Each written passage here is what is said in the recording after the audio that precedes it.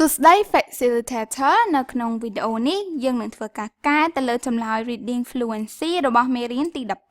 12ជាដំបូងនៅក្នុង Session A គឺសូមឲ្យ Facilitator ប្រាប់ឲ្យកូនសិស្សគាត់សង្ខេបរឿងប្រាប់ដៃគូរបស់គាត់ដោយម្នាក់ៗមានរយៈពេល3នាទីដូច្នេះរយៈពេលសរុបទាំងអស់គឺ6នាទីចប់ A យើងចូលមកដល់ B នៅក្នុង B នេះគឺសូមឲ្យ Facilitator សង្ខេបរឿងសំតោមិនមែនសង្ខេបរឿងទេគឺសង្ខេបreading homework ដែលឲ្យកូនសិស្សគាត់ធ្វើហើយបន្ទាប់មកគឺកែចម្លើយឲ្យកូនសិស្សដែលមានរយៈពេលសរុបទាំងអស់គឺ15នាទីចប់ session B យើងចូលមកដល់ C នៅក្នុង C នេះគឺឲ្យកូនសិស្សគាត់ធ្វើការជាដៃគូហើយពិភាក្សានៅសំណួរខាងក្រោមដោយរយៈពេលសរុបទាំងអស់គឺ5នាទីហើយយើងមាន2សំណួរទី1 What are the characteristics of good neighbor and ទី2 What are the characteristics of bad neighbor អញ្ចឹងតើអត្តចរិតយ៉ាងដូចម្ដេចដែលគេចាត់ទុកថាជាអ្នកចិត្តខាងល្អហើយអត្តចរិតដូចម្ដេចដែលគេចាត់ទុកថាជាអ្នកចិត្តខាងដែលមិនល្អចប់ C យើងចូលមកដល់ D read and share ដែលមានរយៈពេលទាំងអស់គឺ15នាទីនៅក្នុងនោះគឺយើងចែកចេញជា3ដំណាក់កាលទី1 D1 គឺឲ្យកូនសិស្សគាត់ធ្វើការជាដៃគូម្នាក់គឺអាន part A ហើយម្នាក់ទៀតគឺអាន part B អញ្ចឹងយើងមាន reading 2 part 2ផ្នែកគឺទី1 A ទី2 B អញ្ចឹងបន្ទាប់អញ្ចឹងម្នាក់អាន A ហើយម្នាក់ទៀតអាន B ហើយនៅពេលដែលគាត់អានគឺឲ្យគាត់បង្កើត5សំណួរដែលតាក់ទងទៅនឹង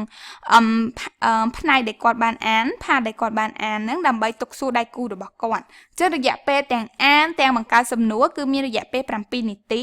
បន្ទាប់មកយើងចូលមកដល់ D2 នៅក្នុង D2 នេះគួរឲ្យកូនសិស្សគាត់ចែករំលែកនៅអ្វីដែលគាត់បានអានប្រាប់គ្នាទៅវិញទៅមករយៈពេលសរុបទាំងអស់គឺ3នាទី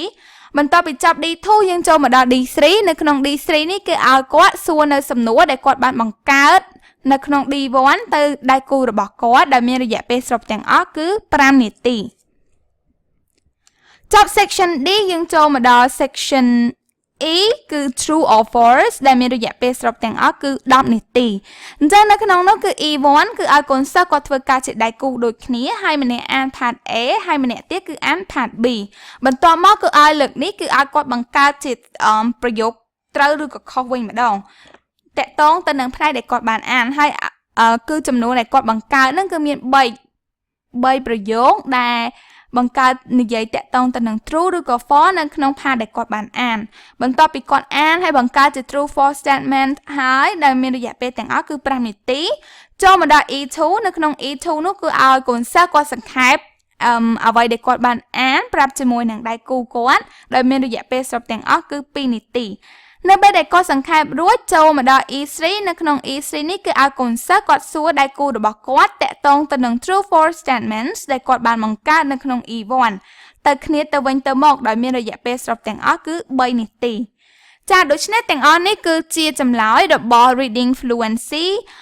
មេរៀនទី12ហើយខ្ញុំសូមបញ្ចប់វីដេអូត្រឹមនេះនិងអរគុណទៅដល់ facilitator